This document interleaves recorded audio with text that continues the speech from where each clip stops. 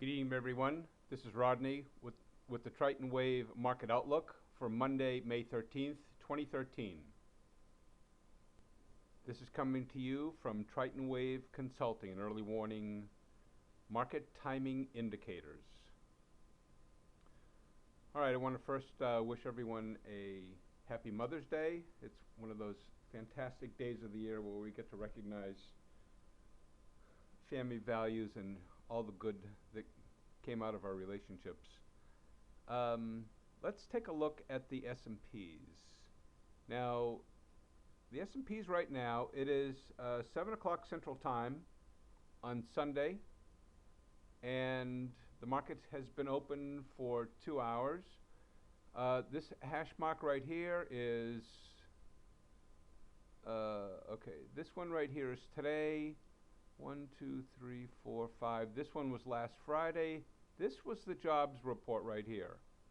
So this is what the market looked like before the jobs report out, and this is what happened since the jobs report came out.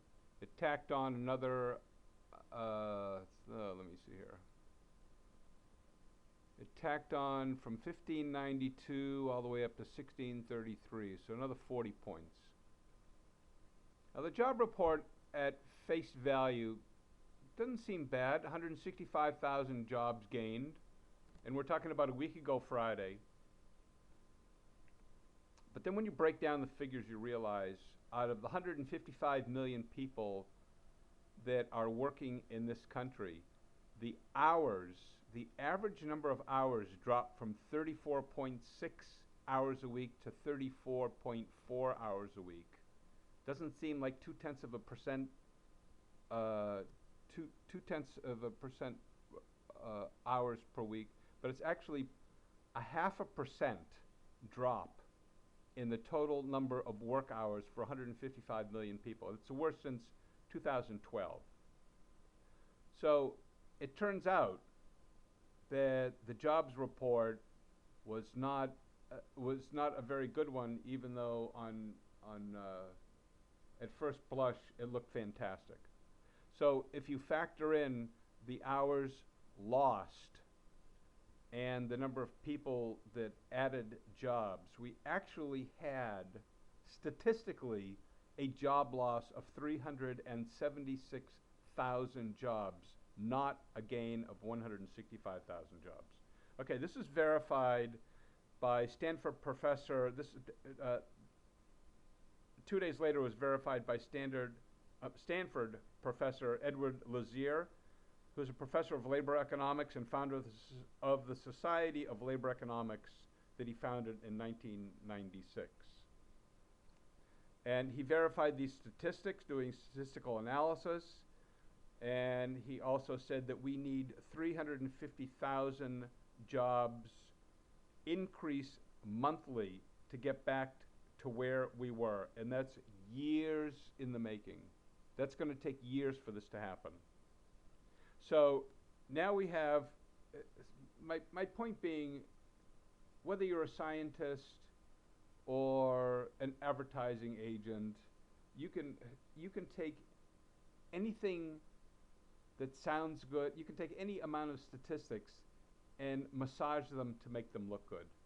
But when you get down to the real facts of the reality of it, they always show their hand. So we got an extra 40 points out of the S&P.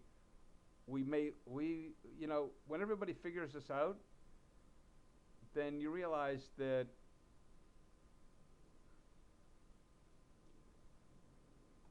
if the labor statistics people can massage these numbers to make them believable, then what is the Fed and Bernanke doing in concert with that to look for an excuse not to prop up QE infinity anymore?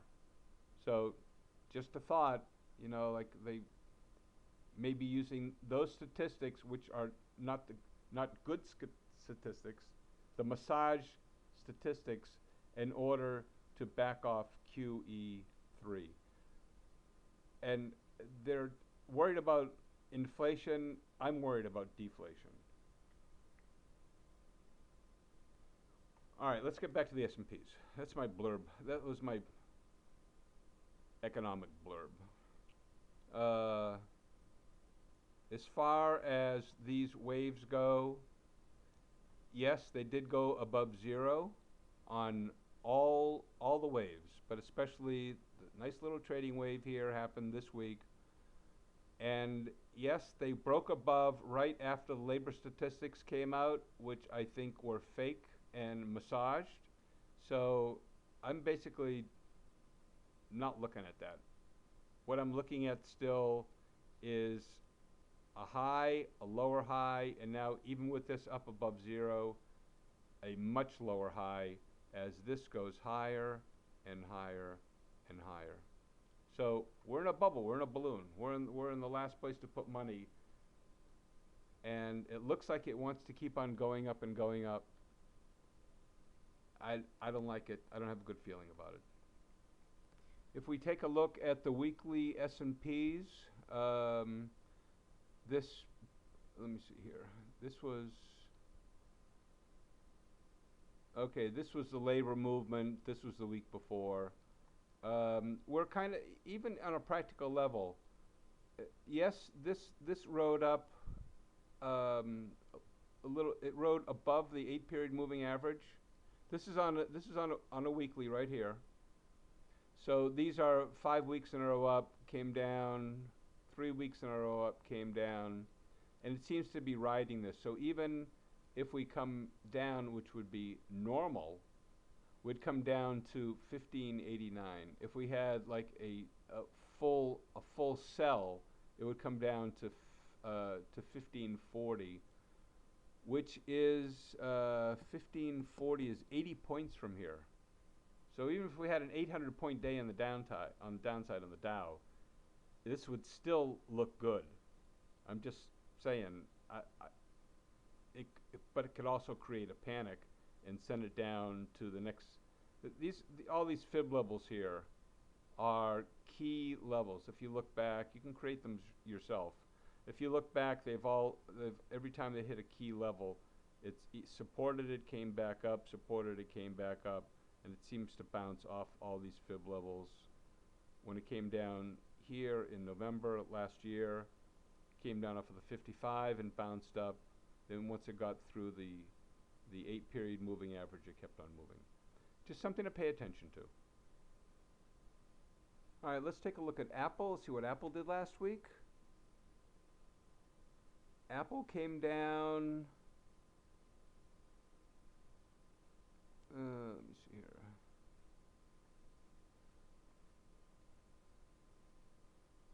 Apple came down for a week and a half from about 1450 down to 1394, bounced off right there at the, didn't, I was looking for something just a tiny bit lower, but it's, you know, close enough for government work.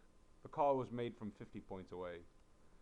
And it hit the, let me see, 369, hit the 987 exponential moving average on the daily. Took a bounce up, and now it looks like it's stuck in this area. If we take a look at the 21-minute here,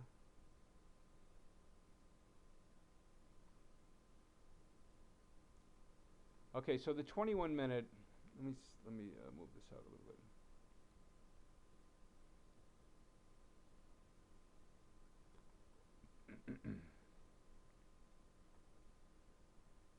Okay, so the 21-minute are, let me see, 1, 2, 3, 4. These 3 waves are below zero. This is halfway below zero, and this is descending. I made a call in the middle of the week of Apple at about 4:55, middle of last week, and again the beginning of this week, that I thought that Apple was going to hit this, where these two fib lines come together. This is the 370s. No, hang on, I got to figure this out. Wait a minute.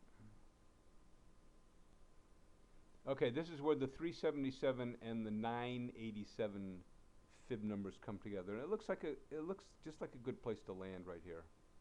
So I'm looking for Apple to come back down here before it bounces back up again. And by that time, if Apple hits this, and in the meantime on the 21 cash price, this goes below 0, then any move to the upside after this goes below 0, if this comes down and then retraces back up here, that is a short, and let's see where that would go to.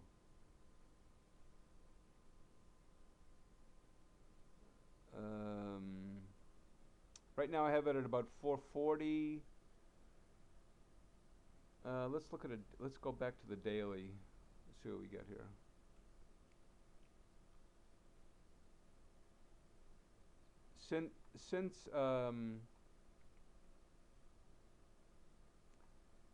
Since T5 is below 0,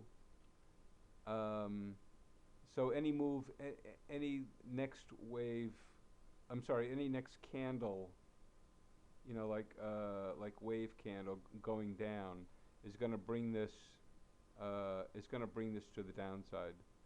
So it will probably go back and test 394 if it breaks that area. But we won't know until the 21 confirms below 0. So before you have an outright sell, and the 21 has to confirm below 0. All right, let's look at one other. Okay, Goldman Sachs. Goldman Sachs I have liked to the downside for a while. I'm taking a little heat here as it moves up. But the rest of the market, if you compare with the Dow is just like moving up like this, up higher and higher. And Goldman Sachs has been basically sideways down, a little bit up, sideways. So, but basically the main theme is that T1 and T2 on the daily are below 0. So, and also this is kind of like a line in the sand right here going across the tops here. So if this holds and we don't progress on Monday, then this should come down to where this other bottom was right here, which is about 137, 135 area.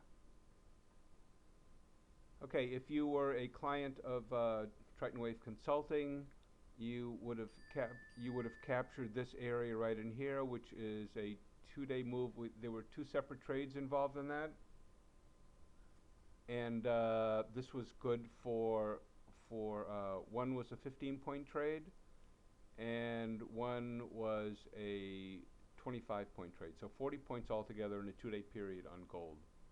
And as a private client of Triton Wave Consulting, you will get texts or emails whenever I see something happening like this.